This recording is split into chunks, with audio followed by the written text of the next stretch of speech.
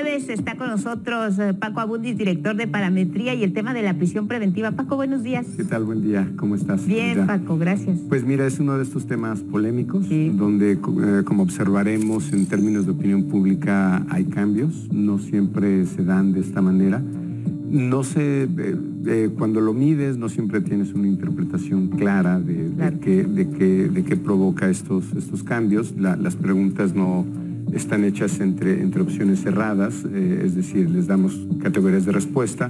Tal vez para este tipo de fenómeno, de opinión o de esta discusión, de esta polémica, se requerirían más preguntas abiertas, es decir, que yo te pregunté por qué estás de acuerdo o en desacuerdo con cualquiera de las opciones que te estoy dando.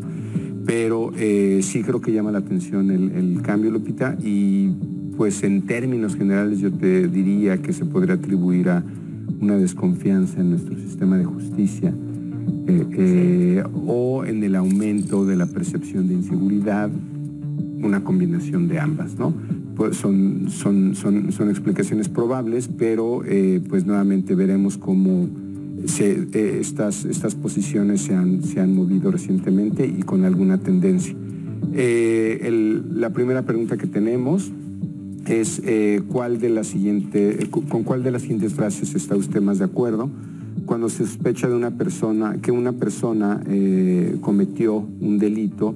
Debe considerarse culpable hasta que se demuestre lo contrario o inocente hasta que se demuestre lo contrario.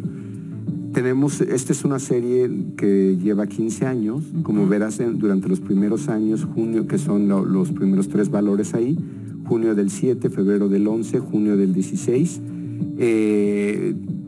se tenía la idea de que se debería de considerar inocente hasta que se demuestre lo contrario, del cambio en febrero del 19 y agosto del 22. Es decir, que pues no, que se debe considerar culpable hasta que se demuestre lo contrario. Es decir, se rompe con la presunción de inocencia, ¿no? Y hay un cambio muy claro pues en un periodo de tiempo de 3 años, de junio del 16, febrero del 19, y lo que me hace pensar que esto, más allá de un cambio súbito o un cambio temporal, lo que dicen estas 3 mediciones primero y las 2 después es que es un cambio con tendencia. Es decir, hay una idea de pues que se debe de considerar a la gente culpable hasta que se muestre lo contrario, que es la que está dominando. Primer cambio, ¿no? que creo que llama mucho la atención. Segunda pregunta, en su opinión, ¿una persona que esté esperando ser juzgada debe estar encarcelada o no? Es una pregunta similar a la primera, y pues nuevamente hay un cambio.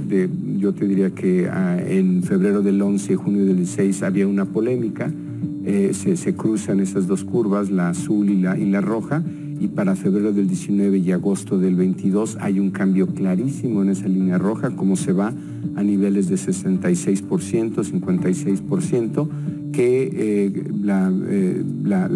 con la percepción de que una persona debe ser encarcelada hasta ser juzgada. O sea, esto ya te va dando indicadores de para dónde vamos, ¿no? Claro. Tercer reactivo, tercera pregunta. Usted sabe qué es la prisión preventiva. Ahí no han aumentado los niveles de manera sustantiva en los últimos 3 años. Febrero del 19, 47% sabía.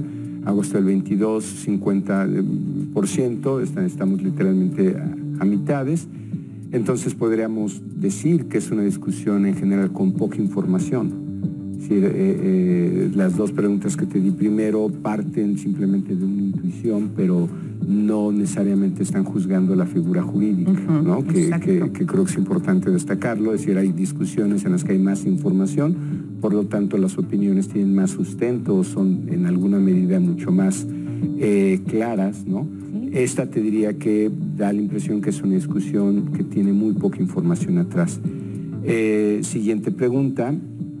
Cuando una persona es acusada de algún delito ante un juez y se inicia un proceso, la persona debe ser puesta en prisión de manera preventiva para que enfrente el juicio.